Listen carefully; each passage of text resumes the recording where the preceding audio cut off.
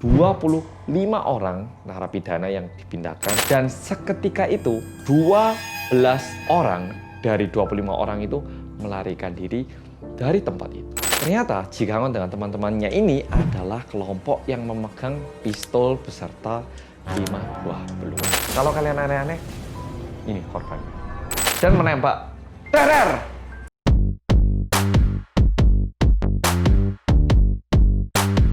Oke, Polo-Polo, di part 2 ini sebelum Polo-Polo nonton ini, aku harap Polo-Polo udah nonton yang part 1 dulu alias yang pertama dulu, karena ceritanya itu begitu nyambung. Jujur di part 2 ini bakal sedikit menyentuh hati dan juga menampar diri kita, karena ini adalah realita yang benar-benar menyakitkan hatiku. Nah, melanjutkan cerita. 3 di antara 5 rumah itu menuliskan pesan permohonan kepada hakim untuk mengurangi hukuman yang bakal diterima. 3 rumah itu menuliskan pesan bahwa mereka ini bukan orang-orang yang jahat, melainkan orang yang sama dengan kita. Hanya saja, hanya saja mereka ini terlahir di situasi yang berbeda dengan kita. Atau bisa dibilang mereka ini terlahir di lingkungan yang kurang beruntung. Nah, Jigangon yang awalnya terlahir miskin dan mencuri, dia itu akhirnya mendapatkan hukuman penjara selama 7 tahun. Tahu nggak berapa yang dia curi yang mengakibatkan dirinya untuk dipenjara 7 tahun? Karena dia mencuri barang seharga 5,6 juta won. Tapi pada masa itu Presiden John Duan itu kayak memperlakukan sebuah hukum baru. Orang jahat itu kayak hukumannya diperpanjang untuk menjamin keamanan. Sehingga 7 tahun ditambah masa penahanan tambahan 10 tahun sehingga dia dipenjara 17 tahun. Makanya dia dipindah. Setelah 7 tahun penjara, dipindahkan ke penjara lain untuk 10 tahun lainnya. Bayangkan, karena 5,6 juta won. Ataupun bayangkan 5,6 juta rupiah di penjara 17 tahun. Sedangkan Presiden John Duan ini memiliki adik kandung yang bernama John Kyung-hwan. Presiden yang bilang orang jahat harus semakin hukumannya diperbesar biar orang di Korea ini baik-baik. Adik kandungnya ini dikabarkan, yang tercatat aja, dia itu mencuri uang sekitar 7 M. Tentu mencuri itu bukan cuma ngambil uang orang lain ya, bisa korupsi dan dalam bentuk yang lain. Mencuri uang 7 M, itu yang terlapor loh, nggak tahu lagi yang nggak ketahuan, 7 M. Tapi hukuman yang dia terima cuma 7 tahun. Dan masa dia untuk dipenjara itu cuma 3 tahun 3 bulan. Jigangon itu merasa nggak terima. Aku ini cuma mencuri 5,6 juta di penjara 17 tahun. Sedangkan orang yang sama-sama mencuri dengan aku malah nominalnya lebih besar, lebih banyak. Hukumannya cuma sepertiga dari aku. Apakah itu adil? Kembali lagi ke cerita rumah-rumah yang mengirimkan pesan.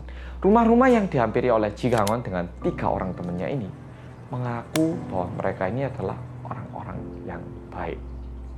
Dan bahkan sebenarnya Jigangon dengan teman-temannya sendiri, Pak, Bu, makasih kami udah tinggal di sini. Terima kasih, kita benar-benar berhutang budi. Dan kalau kita udah meninggalkan sini, mohon dilaporkan ke polisi ya Pak, biar Bapak sama Ibu aman. Mereka bilang kayak gitu. Dan mereka selalu bilang terima kasih sebelum meninggalkan tempat itu.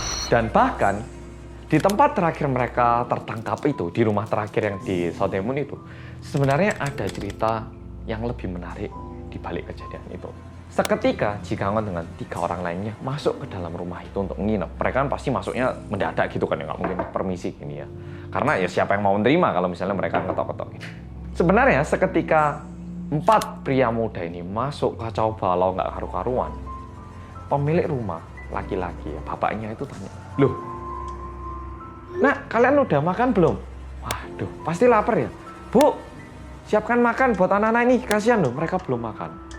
Seketika itu ibunya menyiapkan makan buat mereka, dan mereka yang begitu kelaparan itu langsung makan gitu. Setelah makan, bapaknya ini bilang, "Duh, kalian ini rumah orang kok masuk pakai sepatu nih, dilap semua sepatunya, lepas sana." Mereka ngelap rumah, sepatu juga dilepas sana, bilang terima kasih makannya. Dan setelah itu mereka mulai ngomong-ngomong dengan putri dari keluarga itu. Dan dia tuh tanya, gimana sih caranya saya bisa mati dengan cara yang keren? Dan kebetulan anak putri di rumah itu memiliki iman yang bisa dibilang cukup kuat. Jadi dia itu bilang, mau nggak saya doakan? Dan mereka bilang, oh ya, mohon doakan kita. Dan ketika didoakan, mereka itu menangis begitu kencang dan memohon kepada Tuhan agar mereka itu bisa mati dengan guna yang baik. Dan pada hari mereka dikepung oleh polisi, mereka itu memang benar menggunakan pemilik rumah dan juga anak putrinya ini sebagai sandera dengan memegang senjata. Tetapi hal yang mereka katakan di dalam rumah itu cukup berbeda.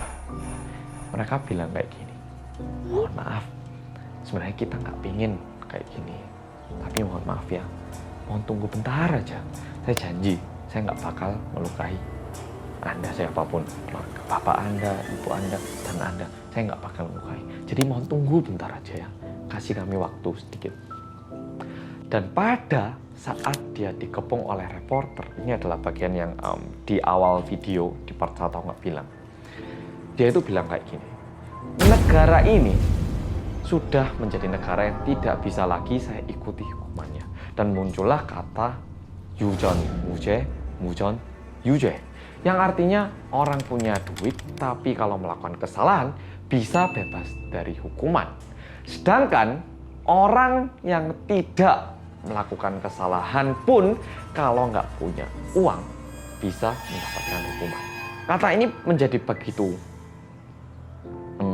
bisa dibilang bukan terkenal, bukan menjadi keren, tapi hingga saat ini itu masih dibicarakan. Melalui video kali ini tuh aku ingin bilang, bukan berarti dia adalah seorang pahlawan, bukan berarti dia ini adalah seseorang role model, bukan. Apa yang dia lakukan itu salah, lari dari penjara, melukai seseorang, masuk belusuan, itu tetap salah. Namun kejadian ini jujur menampar kita dengan cukup keras, karena kita itu menjadi berpikir. Sejak tahun 1988 hingga sekarang, tampaknya dunia yang kita hidup ini masih belum berbeda jauh. Tentu sudah ada perbedaan-perbedaan yang terjadi. Mungkin korupsi dibanding dulu udah berkurang.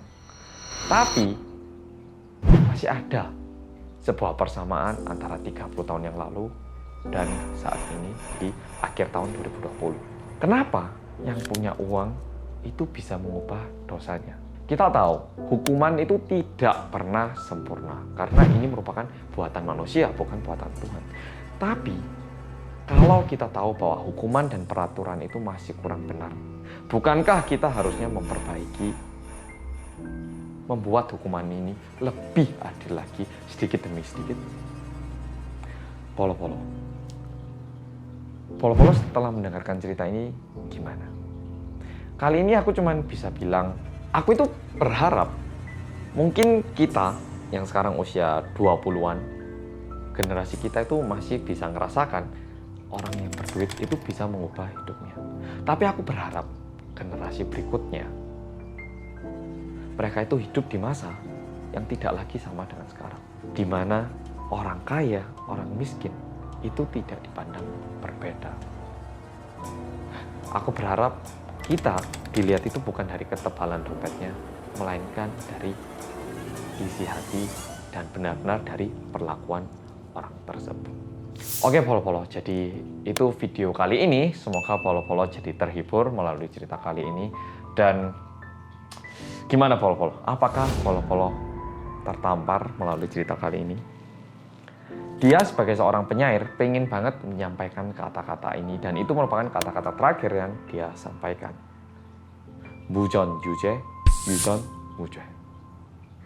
Oke Polo-Polo, terima kasih sudah nonton video kali ini dan sampai jumpa di Detektif Realmit